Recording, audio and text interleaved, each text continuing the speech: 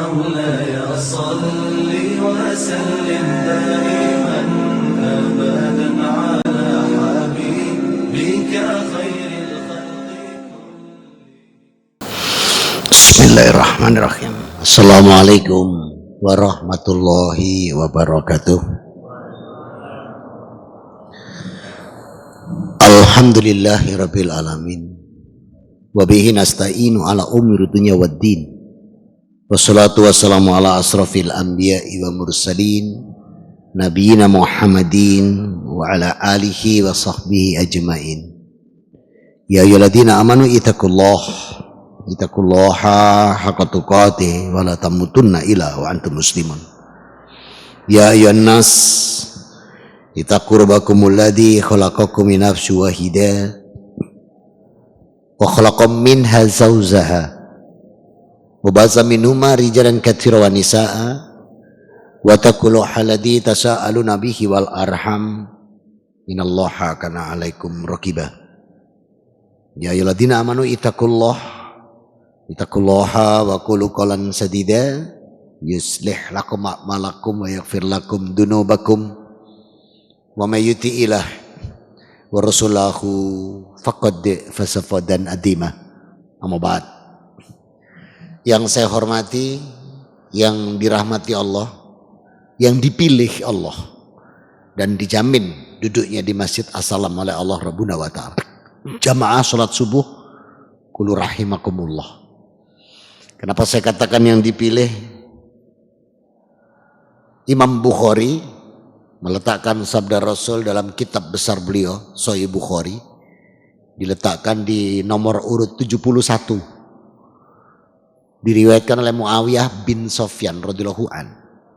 Rasul bersabda, "May yuridillahu bihi khairan yufaqihu fiddin." Kalau Allah mengendaki kebaikan pada diri seorang hambanya, maka Allah akan menggerakkan hamba tersebut kemana? Wa kanat sholatuhu wa masyu ilal masjid. Dia akan menggerakkan hati hamba tersebut untuk sholat fardu berjamaah ke masjid. Wa idza qa'ada fil majlis, dan dia tetap tinggal duduk bermajelis. Berarti yang ini pilihan Allah, sebagaimana sabda Rasul. Anas bin Malik radhiyallahu an menegaskan pula ketika kita berada di majelis. Saya ambil dari Sahih Muslim nomor hadis 41. Rasul mengatakan, "Ida marartu biryadil jannati farta'u." Apabila engkau berada di taman surga, ambillah bekal dari taman itu. Qalu, sahabat bertanya, "Ya Rasulullah, ma riyadul jannah?" Apa itu taman surga ya Rasul? Qal, Rasul menjawab, hilakuh dzikr, halaqah, liqa, majelis ilm, majelis taklim, majelis Jumat, idza quriyal Quran wal hadis. Apabila di dalamnya disampaikan Quran dan hadis, itulah taman surga. Mala yutraku kullu la yutraku julu. Maka jangan kau buang semua sia-sia, ambillah sebagian yang menjadi bekal bagimu. Mudah-mudahan kita yang hadir ini mendapatkan khairiyah dari sabda Rasul Muhammad SAW. Amin. Salam dan salawat tercurahkan pada junjungan kita Nabi Muhammad SAW, yang mana Allah menginginkan kita untuk mencontoh beliau, meniru beliau, mengikuti, meneladani. Bahasa Qur'annya disebut ittiba, agar kita mencapai derajat hamba yang muttaqin, husnul khotimah, dan ahlul jannah. Amin. Alhamdulillah, bersyukur kita senantiasa pada Allah atas segala nikmat, dan kita nggak mampu menghitung nikmat Allah. Rabbuna wa ta'ala berfirman dalam surat 16 An-Nahl di ayat yang ke-18, "Wa in ta'udu nikmatallahi latusuha." Dan apabila engkau hendak menghitung nikmat Allah, tidak akan kalian sanggup menghitungnya. Tidak mampu kita menghitung nikmat Allah. Maka bersyukur saja. Dengan semakin bersyukur, maka kita akan mendapatkan nikmat-nikmat yang ditambah-tambahkan. Dan janji Allah ini Allah letakkan di surat ke-14 Ibrahim di ayat yang ke-7. Wa itta'adana rabbukum la in syakartum la azidannakum wa la in kafartum inna adabi lasyadid.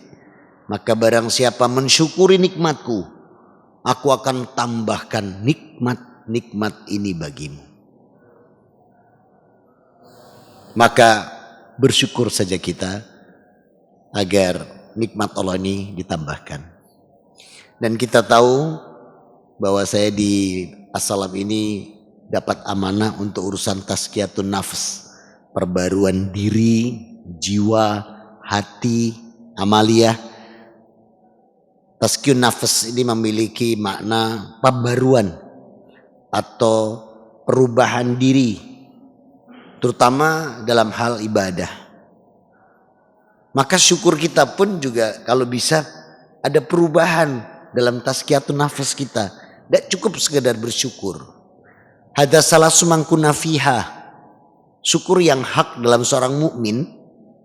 Saya ambil dari Bukhari dan Muslim, diriwayatkan oleh Ibnu Abbas radhiyallahu anhu. Syukur itu kalau memenuhi 3 unsur kata Rasul. Hadza salasu man kunna fiha. Kalau ada 3 di dalamnya ini baru dia bersyukur itu. Yang pertama Rasul mengatakan wasukri indar roha warido bimuril qada. Dia senantiasa mensyukuri setiap nikmat yang Allah berikan, warido bimuril qada, dan ridho terhadap keputusan atau ketetapan Allah. Bisa enggak kita ini menjaga hati kita syukur ini dengan kalimat warido bimuril qada? Contoh, saya ambil sebuah perusahaan biar umum gambarannya. Satu perusahaan, satu kantor, mulai dari pimpinan sampai anak buah sudah membuat rancangan program terhadap proyeknya. Semua sudah dilakukan ilmu-ilmu tentang muamalah, sudah dijalankan semua. Dan dari rancangan ini, hitungan tangan manusia akan mencapai keuntungan 6 tingkat atau mendapatkan tingkat 6 keuntungan. Ternyata ikhtiar manusia, usaha kita ini tiba-tiba di perjalanan bagian transportasinya ada yang bannya pecah, ada yang mogok di jalan, ada yang harus misalnya pendinginnya itu harus mati, gak bisa nyala, sehingga apa yang dibawa menjadi busuk, diklaim, sehingga yang tadi hitungan tangan manusia dengan program yang sedemikian rupa mendapat 6 keuntungan, hanya Allah berikan 4. Mampu ndak kita masih wasukri indar roha warido bimuril qada? Masih mampu nggak hati kita itu tetap bersyukur dan ridho terhadap ketetapan Allah yang tadinya hitungan mulus 6 cuma dikasih 4. Biasanya koyok ngene sik ono ae lho. Ini hati ini. Tazkiyatun nafs itu yang berbicara itu hati, jiwa. Yang mana dia akan mempengaruhi semua amalia. Maka seseorang yang memiliki tazkiyatun nafs yang bagus itu kalau sudah dia punya 3 ini. Yang pertama wasukri indar raha waridho bimuril qada. Kalau sampai dia mampu mensyukuri setiap nikmat, seberapapun nikmat yang Allah berikan, dan dia ridho terhadap ketetapan Allah, baru sepertiga ini. Baru sepertiga. 2/3 ada wa ta'atil minallahi wa rusulih. Kalau dia sudah mampu untuk taat terhadap apa yang sudah Allah tetapkan dan apa yang disampaikan oleh Rasul, ini baru yang kedua. Ini baru 2/3. Mampu enggak kita dalam mengisi hati kita ini, perbaruan jiwa diri kita itu sesuai dengan apa yang Allah tetapkan dan apa yang Rasul sampaikan. Saya ambil dari Sahih Bukhari 1789. Perawi Abu Sa'id Al-Khudri radhiyallahu anhu. Ketika sahabat bertanya kepada Rasulullah nih, "Ya Rasulullah, ahbirni amaltuhu yadkhulul jannah." Rasul, coba tunjukkan kami amalan yang menjamin kami ini masuk surga. Jawaban Rasul itu mengagetkan para sahabat. La yattakhidil jannata min kulli amal. Enggak bisa kamu masuk surga dengan amal. Dengan amal kan itu enggak bisa masuk surga. Illa ridallahu wa maghfirlahu minkum. Masuk surga itu kalau hanya mendapat rahmat Allah dan ampunan dosa baru bisa. Sahabat dapat seperti itu protes. Coba siapa yang enggak protes? Sama enggak bisa masuk surga dengan amalan. Pasti protes. Nanya lah, terus amalan saya untuk apa? Nanya nih sahabat, ya Rasulullah, wa ma hada bi kulli amal. Lah terus setiap amalan kami kemana? Qal. Rasul mengatakan kullu, berarti setiap amalan ibnu Adam hasanatu idad darajatil lil jannah. Sedangkan amalan kalian nanti itu untuk menentukan kapling surga. Kalau masuknya itu hanya dengan ridho dan rahmat Allah. Nanti masuk surga mana? Nah ini baru tergantung tazkiyatun nafs kita masing-masing. Bagaimana hati kita dalam bersahadat? Sudah totalitas enggak? Bagaimana kita dalam sholat kita? Sekedarkah kita dari tabaratul ikhram sampai salam saja? Bagaimana kualitas infak sedekah kita? Apakah ketika kota infak lewat kita pura-pura tidur supaya dilompati? Atau kita mencapai hadis Rasul, khairu amalan yadayhi yumna minal yusra, amalan yang baik di kananmu itu tutup dengan yang kiri. Hadis. Orang sekarang infak juga sama Pak, ditutup. Tapi bukan karena hadis. Sebab dibuka 2.000. Padahal maksudnya Rasulullah itu yang terbaik itu tutupan. Ini ditutup Pak. Sebab kalau dibuka 2.000. Nanti kalau 50 atau 100 takmirnya dimarahi. Mas, bolonganmu kurang gede, gak bisa melebu. Ucap ketok nek abang ada biru. Apakah sampai di situ? Amalia ibadah-ibadah kita itu nanti menentukan kualitas. Berarti ada unsur riya di sana. Ada unsur pamer, ada unsur zum'ah. Ini yang menjadikan nanti Rasul katakan kullu amalan ibnu Adam hasad darajatil lil jannah. Jadi surga kita tergantung dari kualitas ini semua. Dan bagaimana kualitas puasa kita? Makanya kalau puasa itu Pak sahur Pak. Jangan tidak sahur. Karena perintah Rasul, man idza shaumi tasahur fa innahu suhurikum barokah. Kalian itu kalau puasa sahurlah. Fa innahu suhurikum barokah. Karena dalam sahur kalian itu ada berkah. Wa ma inna fasla yahuda wa nasara. Agar kalian pun juga berbeda dengan Yahudi dan Nasrani. Jadi sampai urusan sahur itu membedakan kita dengan Yahudi dan Nasrani. Jangan lupa Pak, yang ngomong ini mantan Nasrani Pak. Dan ini dulu Pak, tidak pernah sahur. Saya dulu tidak pernah sahur Pak. Kenapa? Lalu apa sahur? Poso gak tahu kok. Gitu. Makanya kita tuh disuruh sahur supaya beda sama Yahudi Nasrani. Yahudi tidak pernah sahur Pak. Wong poso dihapus semua. Saya ngapus sampai dino ya. Oh bukan Pak, dino itu pabrik roti Paulus. Ini Paulus tuh apa gak dihapus Pak. Syariat kurban dihapus, syariat puasa dihapus. Kabeh dihapus kabeh. Makanya ada pendeta kemarin sempat viral. Minta ayat Quran dihapus 300 ayat ya. Biasa pendahulunya tukang hapus ayat begini. Ya, begitulah mereka. Nah, oleh karena itu maka kualitas ini menentukan. Ketika kita dikasih Allah rezeki berlebih, mampu melaksanakan ibadah umroh haji, loh sesuai enggak manasik kita ini? Kalau kita aneh-aneh Pak, wes selamat Pak. Mohon maaf, saya haji 2 kali. Umroh itu insya Allah kalau tidak 11, ya 11 kali. Antara 10-11 saya lupa sampean. Pokoknya kalau umroh sama saya gratis Pak. Suami istri ya. Mau? Iya, saya yang gratis Pak, Bapak bayar. Kan saya yang bayar di travelnya dia. Nah, itu tiap kali Pak, kalau ketemu di sana Pak, yang ketangkep asar itu mesti Pak. Ada yang aneh-aneh Pak. Ini menentukan ini. Di sini letak tazkiyatun nafs, perlunya berilmu itu dalam melaksanakan kebersihan jiwa, dalam melaksanakan amalia sesuai dengan ketetapan Allah dan Rasul. Maka siapa mencontoh Rasul dalam bermuamalah, siapa mencontoh Rasul dalam berukuah, siapa mencontoh Rasul dalam beramaliah soleh, siapa mencontoh Rasul dalam berakhlakul karimah, siapa mencontoh Rasul dalam beribadah, jaminannya yuhibbukumullah wa yaghfir lakum dunubakum. Baru Allah itu akan merahmati dia, mencintai dia dan mengampuni semua dosa-dosanya. Ini perbaruan diri kita, perbaruan jiwa. Apalagi sekarang kita dikasih nikmat Allah. Ini nikmat loh bulan ini. Surat 9 ayat 36. Inna iddatas suhuri indallahisna asara sahram fi kitabillahi yauma khalaqas samawati wal arda minha arba'atum hurum dalikat dinul qayyim fala tatlimu fihina anfusakum wa qatilunal musyrikina kafatan kama yukatunakum kafah wa'lamu anallaha ma'al muttaqin. Artinya, sesungguhnya jumlah bulan di sisi Allah adalah 12 bulan yang sudah Allah tetapkan yauma khalaqas samawati wal arda, saat Allah menciptakan langit dan bumi.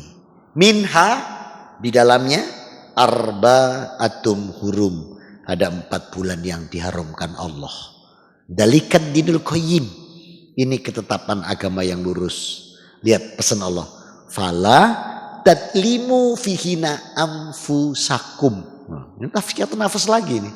Fala tatlimu fihina anfusakum, maka jangan kalian mendolimi diri, menganiaya diri, menyia-nyiakan di 4 bulan ini.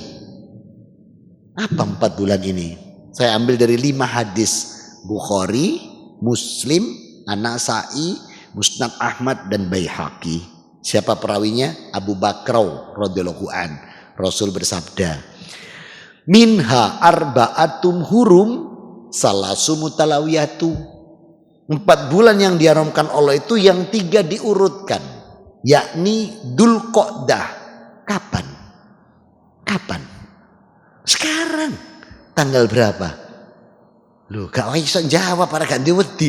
Iki Dzulqa'dah tanggal piro sekarang? 12, sudah maghrib tadi malam. Jam 00-nya Islam kapan? Maghrib Pak. Kalau jam 00 agama saya dulu jam 24. Dan bedanya luar biasa Pak ketika saya pindah Islam. Kalau jam 00-nya Islam, apa yang kita lakukan Pak? Menghadap Allah, sholat maghrib, sholat malam. Kalau jam saya jam 24.00, apa yang dilakukan? Buka botol Pak, mendem dugem, itu bedanya Pak. Kalau jam 00-nya Islam itu beribadah, kalau jam 00-nya sana, wayang buka botol dugem Pak ya, ke tempat-tempat hiburan, itu jam 00-nya. Mulai subuh lagi mulai, yang Islam masuk masjid, kono budal turu mapan, nah, itu bedanya. Makanya bersyukur. Nah, jadi kita sekarang ini pun dikasih Allah kesempatan, dan bersyukurlah kita dengan 2. Masih 1 lagi ya yang belum syukur, belum diungkapkan, kan ada 3. Maka ada 4 bulan diharamkan ini, salah sumutalawiyatu, yang 3 diurutkan Allah, yakni Dzulqa'dah sekarang, Dzulhijjah bulan depan, bulan 12, tutup tahun, masuk tahun baru, bulannya Muharram. Insya Allah tahun ini 1444 Hijriah nanti. Jadi 3 ini urut Pak. Dzulqa'dah bulan 11, Dzulhijjah bulan 12, kemudian Muharram bulan 1, wa syahru Rajab mudara baina Jumada wa Sya'ban. Yang satunya itu Rajab yang diapit Jumadil Akhir dan Sya'ban. Bayangin Pak, kita dikasih Allah Dzulqa'dah, Dzulhijjah, Muharram, Rajab, itu pun masih ditambah 1 bulan Pak. Bulan ke-9. Bulan apa? Munio September. Gak senang masjid. Ramadan.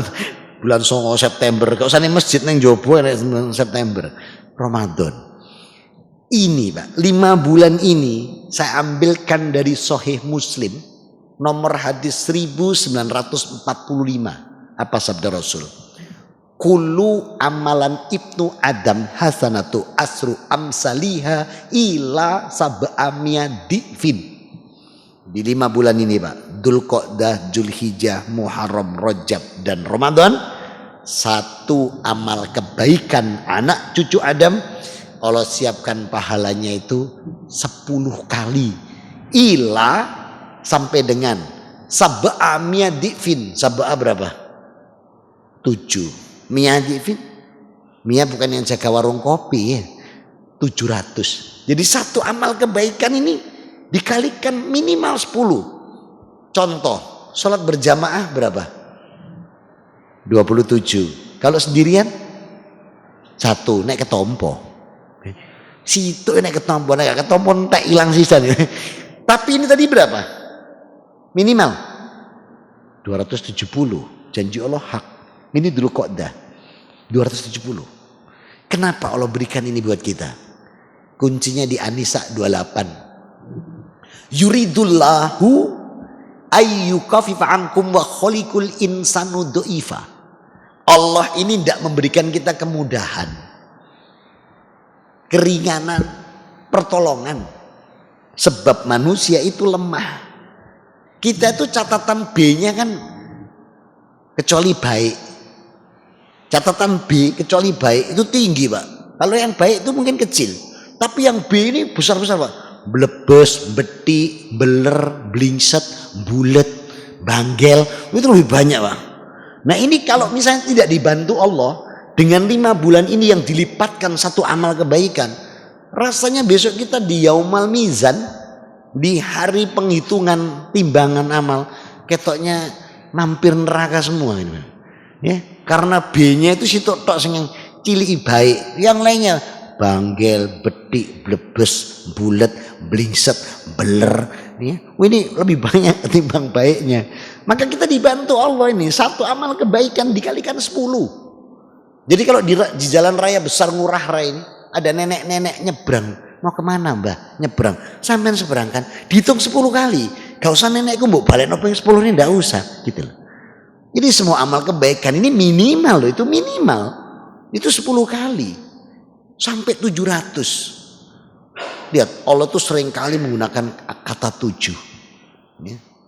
700. Nanti juga Rasul pernah mengatakan ada orang yang masuk surga itu tanpa hisab. Berapa jumlahnya? 70.000. Ya kan?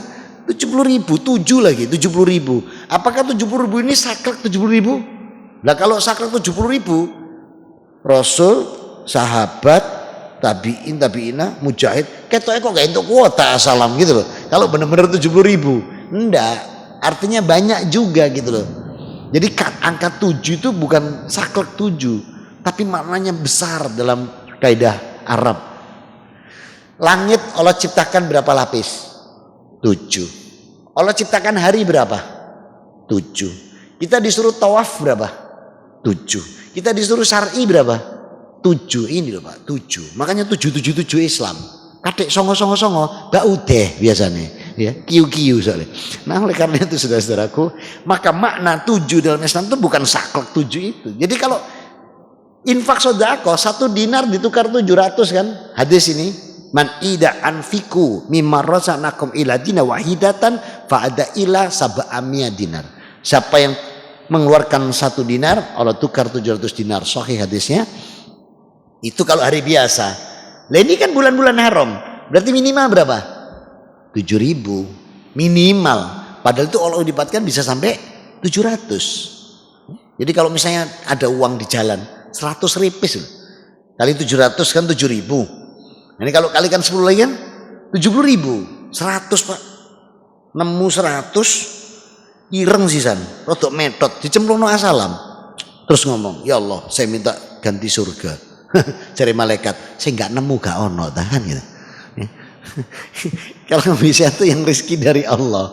Maka sebaik-baik infak sedekah gitu adalah ketika Allah katakan jaminan infak sedekah, apa jaminannya? 2 loh, jaminan infak sedekah itu 2. Apa jaminannya? Coba cek surat 57 ayat 18. Jaminan orang sedekah itu 2. Innal musaddiqina wa musaddiqati akhudhu qardun hasanan yudha'afu lakum wa lakum ajrun karim. 2 loh jaminan orang sedekah itu. Surat 57 ayat 18. Maka barang siapa yang bersedekah, baik laki-laki mau perempuan, dengan meminjamkan kepada pinjaman yang baik, maka Allah lipat gandakan. Jadi di dunia dilipat gandakan, ujungnya wa ajrun karim, masih terdapat pahala yang mulia. Pahala mulia itu mana? Surga. Pahala paling mulia itu surga. Makanya orang infak sedekah itu jaminannya 2. Di dunia ditukar, kemudian jaminannya surga. Yang Allah katakan yang tadi, wa kana dzalika qawama, yang tengah. Contoh lagi nih sederhana. Dompet dibuka, isinya 1.000 1 lembar. 2.000 satu lembar, 5.000 satu lembar, 10.000 satu lembar, 20 satu lembar. Yang mana? Ini baru yang 5.000. Dan jangan pernah Pak infak sedekah pakai dalih istiqomah. Parah Pak kalau infak sedekah pakai dalih istiqomah. Ini contoh. Dikasih Allah rezeki 100.000, 5.000 cemplung nih. Dikasih 1 juta, 5.000 cemplung nih. Dikasih 10 juta, 5.000. Lu kok 5.000? Istiqomah. Ini gundulmu katanya malaikat itu tuh istiqomah medit ini. Makanya infak sedekah itu alladzina yunfikuna fisarra'i wadara. Jadi infak sedekah itu baik lapang maupun sempit, tinggal mana tengahnya gitu loh. Ketika kita sempit tengahnya di mana? Ketika kita lapang tengahnya di mana itu? Minimal sebaik-baik kita untuk selamat 2,5%. Itu paling aman sudah. Kalau ada rizki 1 juta, cuman 25.000 yang dilepaskan, yang 975.000 buat kita. Misalnya dibalik sama Allah gimana? Misalnya, hambaku tak kasih kamu rizki 1 juta, tolong yang 975.000 bagikan, kamu selawi. Gentang kata ya wede. Males kita nyebutnya. Disinilah banyak sekali kemudahan yang Allah berikan. Apalagi sekarang kita ada di bulan yang diharamkan Allah ini. Dzulqa'dah 3 bulan loh, 3 bulan loh, nggak main-main ini. Kita dikasih Allah Dzulqa'dah, Dzulhijjah, Muharram. Baru ketemu nanti Rajab dan tambah bulan 9. Mudah-mudahan yang hadir dan keluarga nanti bertemu bulan 9 lagi. Amin. Nah, maka amalan-amalan apa saja yang bisa menjadikan kita mensucikan kembali jiwa kita? Nih, hadza kuliha mina arba, ada 4. Sebelum saya ke 4 ini, saya lengkapi dulu syukur yang hak tadi kan 3. Yang pertama syukri indar roha warido bimuril qada. Yang kedua wa adul amal taatullahi wa rasuli. Yang ketiga man ida kulu ibadatun fi nafas. Tuh tazkiyatun nafas lagi, apabila badannya dia sudah dia implementasikan dalam ibadahnya, itu baru syukur Pak. Dan ibadah Islam ini hampir semua pakai badan. Hampir semua pakai badan.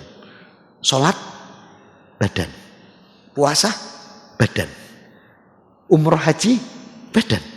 Ini diimplementasikan. Kalau cuma alhamdulillah dok, mas gak sholat, iya Pak kotor Pak, nanti saya susul. Ini subuh, ketemu dur, iya belum sempat ganti Pak, pindo. Asar ketemu mana? Belum pulang, rapat.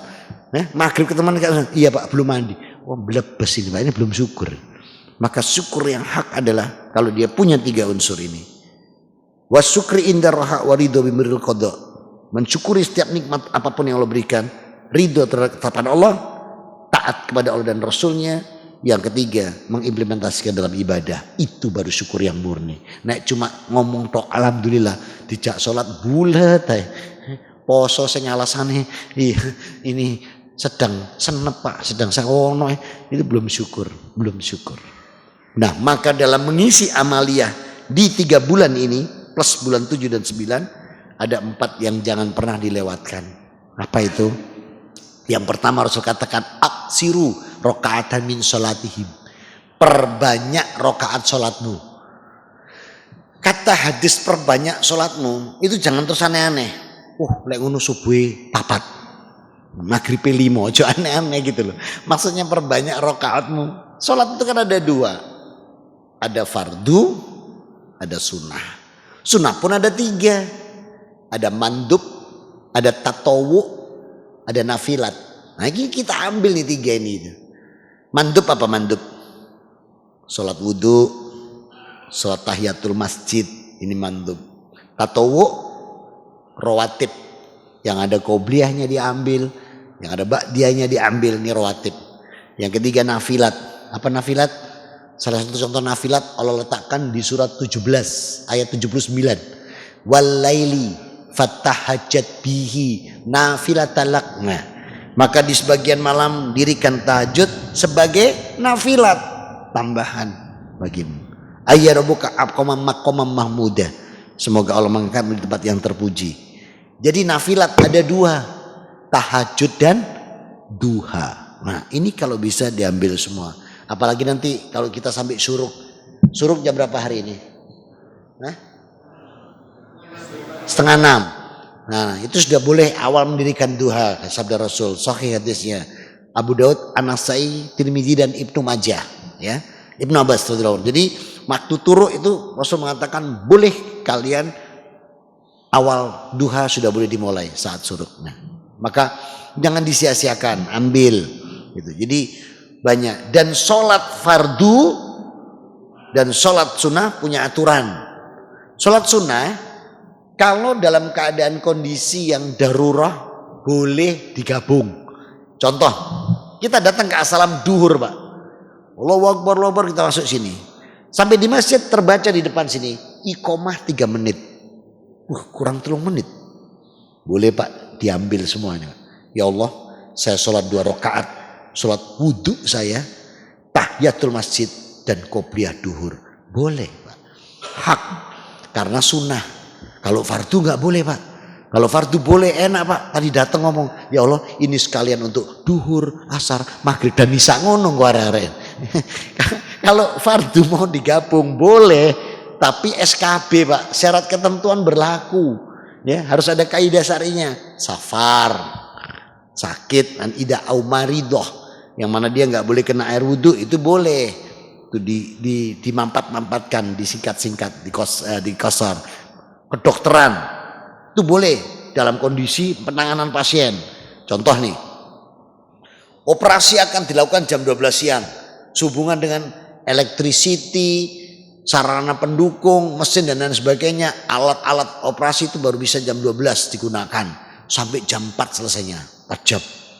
Itu yang terlibat Pak, dokter internis, dokter spesialis bedah, dokter penyakit, itu semua lengkap ya, para medis semua. Itu boleh Pak, satu grup ini begitu duhur setengah 12 sholat ambil asar sekalian, boleh. Sebab Pak, itu harus disuwek Pak, harus dibedah. Allahu Akbar, Allahu Akbar, sholat yuk. Mati pas ini Pak, ditinggal medak. Jadi boleh, itu namanya rukhsah, ada kemudahan. Jadi kalau untuk fardu mau dimampat-mampatkan harus memenuhi kaidah syar'i ya. Itu sholat, perbanyak rakaatnya, jangan disia-siakan. Yang kedua, anfiqu mimma razaqnakum, perbanyak rizki. Allah akan memperbanyak rizki di bulan-bulan haram ini, dengan tujuannya kita pun disuruh banyak untuk berinfak dari rizki yang Allah berikan. Coba perhatikan, Ramadan, Dzulqa'dah, Dzulhijjah, Muharram, lihat tabel-tabelnya, rizki Allah itu dilipatkan di bulan. Karena apa? Allah juga pengen tahu dia keluar enggak itu banyak di bulan-bulan yang diharamkan, karena dikasih kemudahan. Nah kemudian yang ketiga, memperbanyak puasa-puasa sunnahnya. Senin Kamis, Ayamul Bid ya. Ayamul Bid besok nih Pak, besok ini bisa enak ini, dapat 2 hari, Seninnya dapat 2, Seninnya dapat hari puasa Senin, sama Ayamul Bid dari pertama 13, 14, 15. Nah, boleh diambil ya. Ayamul Bid itu artinya puasa putih ya. Memutihkan hati maksudnya Ayamul Bid, puasa putih berapa hari? Nah jadi artinya itu puasa putih 3 hari. Tolong jangan diterjemahkan Jawa, cukup bahasa Indonesia, puasa putih selama 3 hari. Diterjemahkan Jawa, muni ini poso mutih 3 dino. Terus tanya temennya, ya apa iku? Iku lho Mas, mangane sego putih, ngombe banyu putih, bleset. Kalau nggak lawuh, ndok Mas, kuningnya aja, putih tambah. Aduh, tahu kukusen, lembok goreng coklat. Wah, berarti ngombe susu, nggak apa-apa, yang nggak coklat atau stroberi, tambah parah Pak. Lemon, ojo ijo, leci, nggak apa-apa putih, aneh-aneh Pak. Maka jangan aneh-aneh, pokoknya jangan buat sendiri lah. Ikuti tadi, syukur itu taat pada ketetapan Allah dan Rasulnya. Ya jangan aneh-aneh. Ada lagi orang puasa ngebleng barang Pak, 3 hari tidak makan minum, ada loh. Jempolnya dicancang benang Pak, dimasukkan ruang gelap. Gue nek sore digoyang-goyang, nek saya ini uji urip, ngono ya Pak. Udah, Islam itu bukan sakti-saktian. Agama ini tuh agama nasihat, agama nasihat untuk kita nanti bareng-bareng masuk surga. Amin. Jadi jangan buat aneh-aneh. Quran itu juga bukan untuk sakti-saktian Pak. Ada orang Quran tuh dibuat, dibacok gak cerdas, dijojom brodol, aneh-aneh. Iso ngilang, kayak iso balik. Dosa aneh-aneh gitu loh. Jadi Quran itu bukan untuk itu. Ya. Dan yang keempat, yang terakhir adalah utlu uhiya minal kitabillah. Utlu loh, Allah pakai utlu. Bedanya Iqra dengan utlu ini. Kalau surat 96 ayat 1 itu Iqra Allah. Iqra bismi rabbikal ladzi khalaq. Coba perhatikan surat 2945. Utlu. Tapi lihat bahasa Indonesianya. Terjemahnya sama, bacalah. Kenapa? Karena bahasa Indonesia tidak punya utlu. Jadi bahasa Indonesia Pak, kubi yang kita punya suku kata 1020 kata itu, kalau dibawa ke Arab tuh punya 2108 kata, suku kata. Itu kalau punya kita ini, Indonesia ini dibawa ke Arab, yang sama cuman 708 kata. Jadi bahasa Indonesia ini kalau dibawa ke kata bahasa Arab, yang sama cuman 708 kata. Lainnya enggak punya bahasa Indonesia. Makanya Quran itu Allah turunkan dalam bahasa Arab. Keren Pak. Ketika diturunkan bahasa sebelumnya, dirubah manusia. Mohon maaf ya. Waktu saya masih di sana nih, belum Islam. Ketika diturunkan Jabur, diganti tuh Pak, Mazmur. Nabi Daud dilecehkan di sana. Ketika diturunkan Taurat, belum juga sampai disampaikan dengan sempurna, hancur sudah kitabnya karena ulah Yahudi. Mereka buat Talmud. Uzair dijadikan anak Tuhan. Proses penyembelihan Nabi Ismail diganti Ishak. Kemudian yang ketiga, turunkan lagi Injil, diganti Bible. Dan lucunya Pak, tahun 486 pergantian pertama menggunakan bahasa Yunani. Aneh Pak, nabinya Nabi Isa, bahasanya Ibrani, pergantian awal pakai Yunani. Saya mikir Pak, berarti ini kan orang Sumenep contohnya, hidup di Sumenep, besar di Sumenep, punya keluarga di Sumenep, nulis surat wasiat kepada anak cucunya pakai bahasa Manado. Cocok tak Pak? Cuma tanya Padia, apa DPR nih? Ngana sok pergi sana. Kan tidak mungkin Pak. Misalnya do remak nak beden apa nih kata iya, mesti begitu isinya. Aneh juga minggat aja aku Pak. Wis parahnya. Nah dari sinilah mereka rubah-rubah kitab. Sehingga ketika Allah turunkan Quran dikasih bahasa Arab, sampai detik ini nggak bisa diotak-atik Pak. Nggak bisa diotak-atik Quran. Karena apa? Banyak kata yang nggak ada padan katanya di negeri lain. Contohnya ini utlu. Utlu apa terjemahnya? Bacalah kan? Iqra apa? Bacalah. Padahal utlu itu ada 3 hal di dalamnya. Ada salah sumangkuna fiha. Harus punya 3 unsur di dalamnya utlu itu. Apa? Sami'nal Quran, mendengar. Wa qira'atal Quran, membaca atau memurojah. Wa tadabburi minal Quran, ditadaburi. Kenapa kita disuruh utlu oleh Allah? Sebab Quran itu obat. Quran itu penawar. Quran itu rahmat. Quran itu petunjuk. Ini Allah letakkan di surat 10 ayat 57. Ya ayuhan nas qad ja'akum mau'idatum mir rabbikum wasifa'u lima fis sudur wa huda wa rahmatal lil mu'minin. Wahai manusia, telah datang pada kalian nasihat langsung dari Allah Rabb kalian, Quran. Dia adalah obat segala penyakit, sifa'u lima fis sudur, terutama penyakit-penyakit hati. Huda warahmatal dan dia petunjuk serta rahmat. Nah itulah amalan-amalan yang untuk mensucikan kembali jiwa kita. Ada 4 untuk kita lakukan di bulan haram ini. Apa saja? Ada memperbanyak rakaat sholat, memperbanyak infak sedekah, memperbanyak melatih diri puasa-puasa sunnah, dan berinteraksi dengan Quran. Untuk Dzulhijjah ada 5 amalan. Untuk Dzulhijjah. Yang 4 tadi itu secara umum, Dzulqa'dah, Dzulhijjah, Muharram, Rajab, ya. Tapi kalau Dzulhijjah punya 5 amalan untuk tazkiyatun nafas kita, perbaikan diri. Apa saja? 1, Allah letakkan di surat 3 ayat 97. Walillahi 'alan nasi hijjul baiti man istata'a. Nah, jadi amalan paling utama di bulan Dzulhijjah adalah berhaji. Bagi yang mampu. Surat 3 ayat 97. Walillahi 'alan nasi hijjul baiti manistata'a ilaihi. Wajiblah manusia untuk melaksanakan ibadah haji bagi yang mampu. Kalau tidak mampu Pak, melaksanakan surat 3 ayat 97, Allah turunkan surat 22 ayat 34. Nah, jadi kalau nggak mampu yang amalan pertama ini, diturunkan Allah. Ini loh kemudahan Islam. Surat 22 ayat 34. Walikuli ummatin ja'alna man sakal yadkuru smallahi alaihi alama rozaqnakum mim bahimatul an'am. Nah, kalau nggak bisa haji, turun surat Al-Hajj 34. Maka setiap umat aku serta melaksanakan penyembelihan hewan kurban. Dah, ada yang mau didiskusikan? Boleh. 10 menitan. Ada sarapan? Nah, ngomong ada sarapan. Ayo, ojo suwen selak bededek.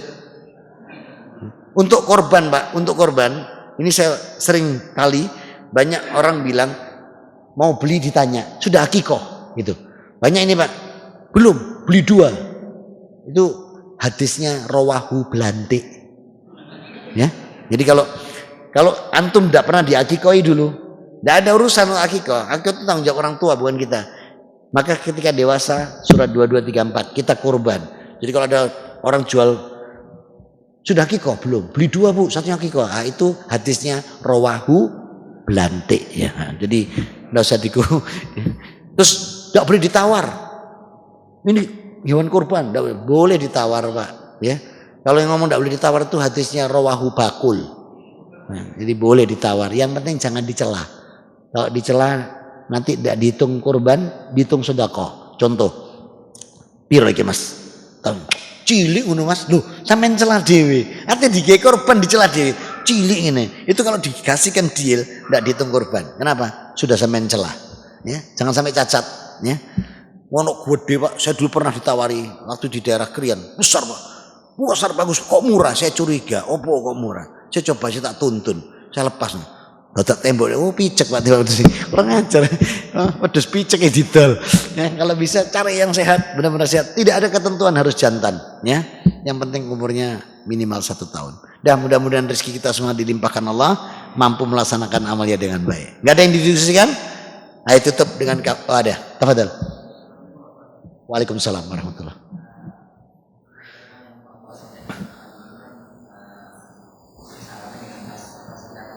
Ya. Terus janji lah.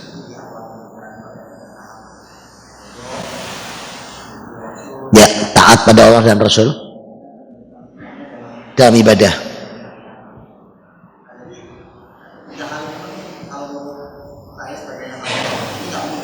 Memang betul.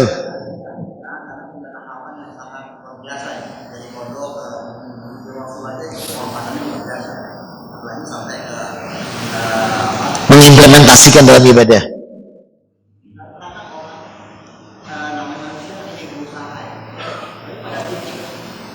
Dia berusaha, kecewanya akan muncul. So, fenomena yang terjadi nanti banyak sebelum tentang sodakoh. Kita sering melihat itu disampaikan oleh seorang ustadz juga, tapi apa yang dilakukan oleh umat apa jamaahnya itu ini sudah merelakan karena memang konsentrasinya sama. Tapi kok nggak dapat gitu ya janjinya Allah ya.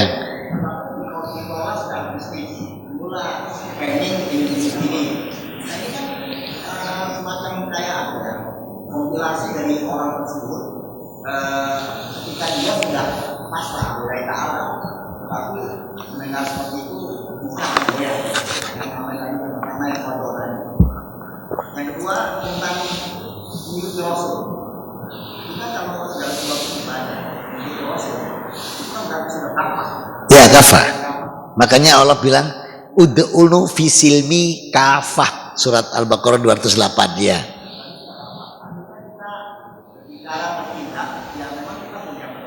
Ya. Ya. Banyak lingkungan kita sendiri yang ada yang pro dan kontra. Ya. Terus yang ketiga kita implementasi. Apakah seseorang itu kalau sudah sampai kita bisa disebut sebagai tasawuf sufi. Mohon Pak. Baik. Jadi seseorang kalau sudah punya 3 unsur tadi itu bukan hanya sufi, berarti dia disebut mutakin. Jadi sufi pun juga tidak semuanya benar. Karena apa? Dia amalan keluarnya nggak ada. Mohon maaf, apa adanya saya ngomong. Orang sufi itu menyendiri seperti di biara, hidupnya penuh ibadah, tapi sosialnya kurang. Karena mereka berkelompok. Padahal Islam itu adalah jamiah, ahlus sunnah wal jamaah. Islam itu nggak bisa kelompok atau individu. Islam itu harus berjamaah. Kita masuk surga itu grup-grupan atau perorangan? Grup, rombongan. Disebutkan oleh 44 ayat 2. Rombongan masuk surga itu. Mereka masuk berombong-rombong. Jadi tidak mungkin Pak orang yang ngaji bareng sama tukang buka botol, tidak mungkin. Mereka yang masuk sendiri grupnya. Jadi itu grupnya orang ngaji itu bersama orang ngaji. Makanya kalau ngaji kalau bisa ketemu ustadznya Pak. Jadi mata saya besok bisa bersaksi. Kalau misalnya dia minta tolong, Ustaz saya ngaji tolong. Di mana? Di Asalam. Sebelah mana? Saya di tempat parkiran. Loh kok ketok no aku. Tapi saya dengar. Jadi supaya bisa menjadi syafaat. Nah kalau sufi itu mereka lebih pada kayak biara, menyendiri. Ibadahnya totalitas Pak semua. Tapi untuk keluarnya hablum minasnya kurang. Padahal kesempurnaan Islam itu ketika hablum minallah, hablum minanas. Nah itu. Jadi mutakin namanya, mencapai derajat hamba mutakin. Mutakin itu berarti yaitu dia mensyukuri setiap nikmat, ridho terhadap keputusan Allah. Dan kita harus ingat bahwa kita tidak mungkin nggak dicoba. Kalau kita belum dicoba, belum beriman. Allah letakkan di surat 29 Al-Ankabut ayat 2. Ahasiban ayatraku ainasu ayakaku man amnabi. Tidaklah kamu cukup mengatakan beriman sebelum lakum ya yuftanun, sebelum diuji. Jadi tidak bisa Pak cuma mengatakan saya beriman tanpa diuji. Pasti diuji. Nah kalau kita menyadari itu berarti saat kita tadi loh kok nggak sesuai, yaitu ujian.